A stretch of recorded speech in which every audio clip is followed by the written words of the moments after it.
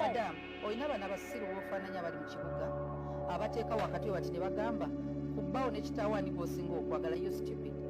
Mu mawulire gaffe aga entertainment kyaddaaki Uganda Communications Commission oba giyite UCC yandisazaamu license ey'omukyala amanyiddwa nga Suzan Bugingo okuba nti akola ku TV olw'ensonga nti omukyala ono yaweebuuse empisa n'abaako gwe yavumye ebigambo ebisongovu.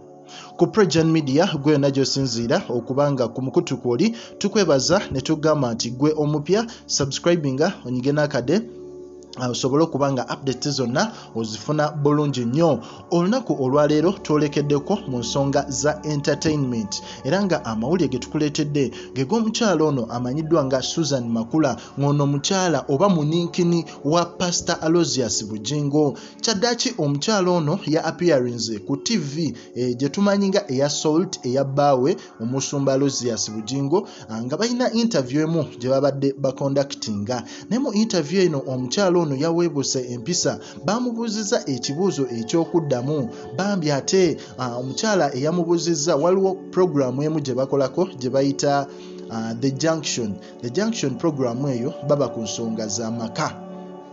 Namubuuza ekibuuzo omukyala Suzan makula teyabadde mubi n'atandikira mu giya eya waggulu n'agamba mukyala munne nti you are very stupid olw'ekyo ekibuuzo ky'obuuzizza. So bannayuganda ku social media ab'enjawulo ne bavaayo ne batandika campaign ekomandinga oba esaba UCC okusazaamu license y'omukyala ono Suzan makula ey'okuba nti addamu okukola ku TV olw'ensonga ez'okuba nti yaweebuuse empisa n'avuma munne live ku mpewo ebikolwa mu mateeka agafuga empewo oba giyite air eya TV nga ebikolwa nga bino tebikkirizibwa. So tetumanyi UCC response gyegenda kuwa ate nga ffenna tumanyi nti almost kati Salt Media yonna Salt Media almost eringa eya Suzan makula olw'ensonga nti nyinizo era ye bbaawe ate bbaawe kwegamba yayonoonekera ddala oba yasiriwalira ddala omukyalo oli.